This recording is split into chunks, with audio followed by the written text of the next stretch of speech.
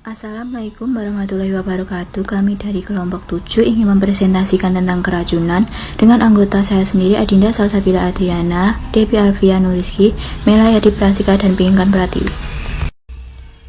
Definisi keracunan. Keracunan berarti bahwa suatu zat kimia telah mengganggu proses fisiologis sehingga keadaan badan organisme itu tidak lagi dalam keadaan sehat.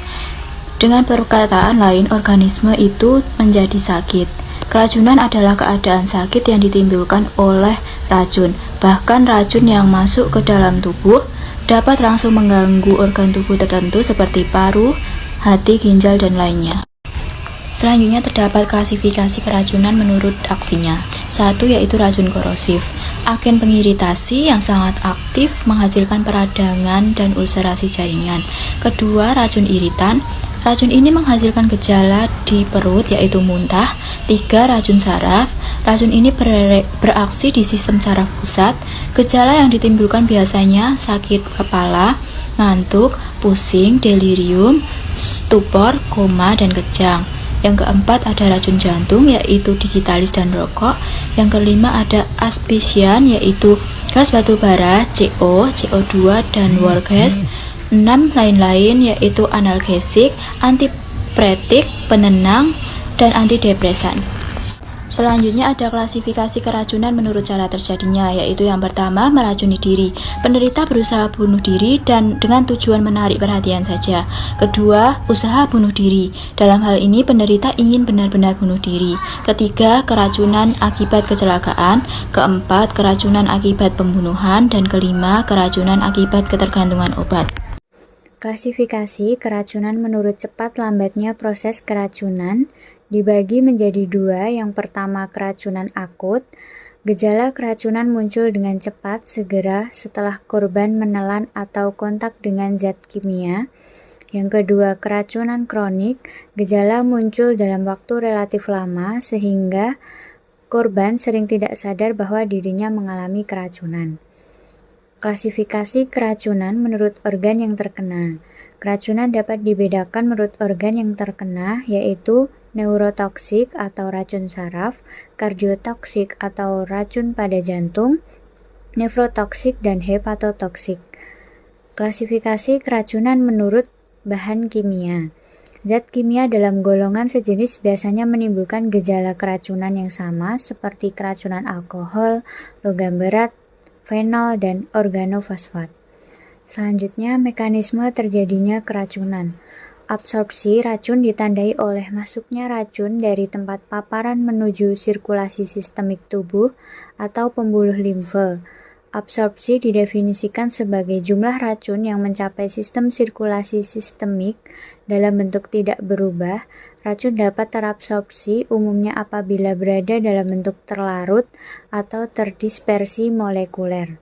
Jalur utama absorpsi racun adalah saluran cerna, paru-paru, dan kulit. Setelah racun mencapai sistemik, ia bersama darah akan diedarkan ke seluruh tubuh.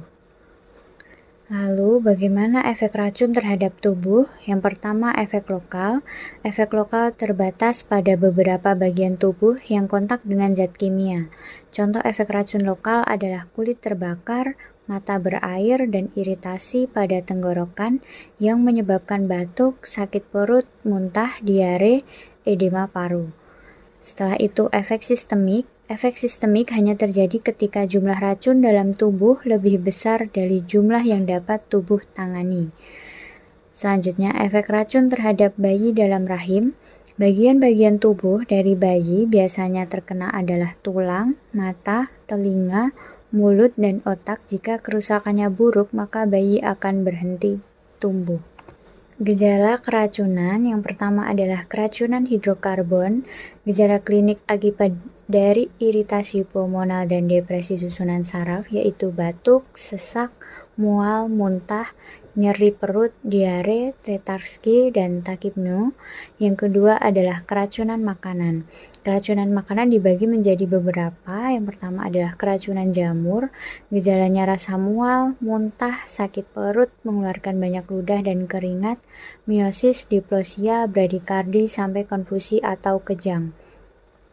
Yang kedua, keracunan makanan kaleng, gejalanya penglihatan kabur, refleks cahaya menurun atau negatif, midriasis dan kelumpuhan otot-otot mata, kelumpuhan saraf-saraf otak yang bersifat simetrik, disfagia, disatria, dan kelumpuhan. Keracunan jengkol, gejalanya sakit pinggang, nyeri perut, muntah, hematuria, dapat terjadi gagal ginjal akut. Keracunan ketela pohon, gejalanya perut terlalu panas, lemah dan kejang, berkeringat, mulut berbusa, bercampur darah. Keracunan makanan yang terkontaminasi, gejalanya mual, muntah, diare, sakit perut, disertai pusing dan lemas. Selanjutnya, ada keracunan bahan kimia. Keracunan arsen, gejalanya rasa tidak enak dalam perut, bibir terasa terbakar, sukar menelan, kemudian disusul rasa sakit pada lambung dan muntah-muntah, hingga diare berat. Ada kalanya terdapat pula oliguria sampai anuria, kejang otot, dan rasa haus. Selanjutnya, keracunan asam basa, gejalanya membuat nekrosis di bagian tubuh yang terkena, seperti kulit dan mata yang terkena atau tersiram, saluran pernapasan jika terhirup, saluran pencernaan seperti kulit, mukosa mulut, esofagus, lambung jika terminum. Selanjutnya ada keracunan insektisida, gejala awal akan timbul mual atau rasa penuh di dalam perut, muntah, rasa lemas, sakit kepala, dan gangguan penglihatan. Gejala lanjutan akan timbul mual atau rasa penuh di perut, muntah, rasa cemas, sakit kepala, dan gangguan penglihatan. Gejala sentral yang akan timbul adalah sukar bicara, kebingungan, hilangnya refleks, kejang dan koma, dan juga dapat menyebabkan kematian.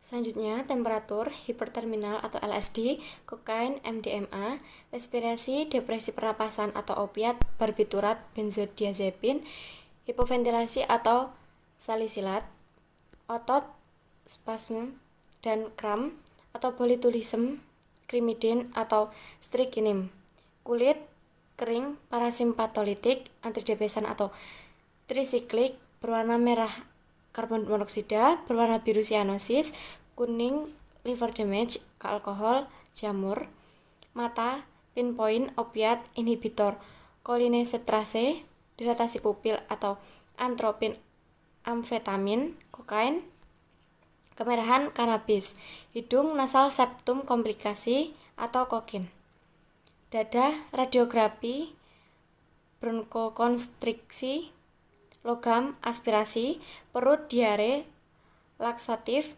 organus fosfat, obstruktif atau opiat, antropin, radiografi, timbal talium. Bau bisa dilihat dari keringat mulut, pakaian, sisa muntah. Diagnosa keracunan. Untuk mendiagnosa keracunan dapat ditinjau dari riwayat pasien, uji fisik, pemeriksaan laboratorium, dan toxicological screening. Penata laksanaan umum keracunan. Yang pertama ada airway, dengan melakukan optimasi posisi jalan nafas yang dilakukan intubasi endotrakeal jika perlu. Yang kedua ada breathing, dilakukan dengan mengukur gas darah arteri. Yang ketiga ada circulation, yang cukup diuji dengan mengukur tekanan darah, denyut nadi, dan ritme. Selanjutnya ada dekontaminasi, bertujuan untuk mengurangi absorpsi racun di dalam tubuh dan dilakukan bergantung cara masuk bahan racun.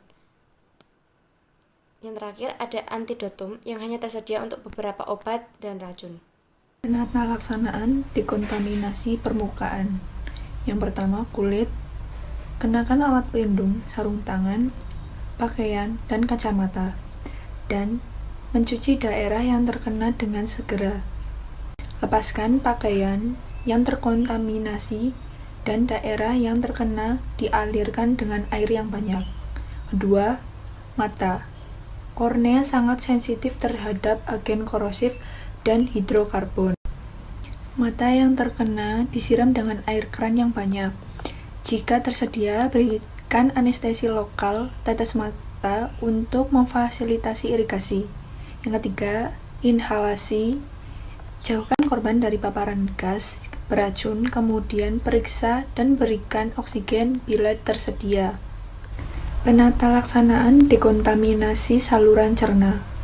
Yang pertama, muntah.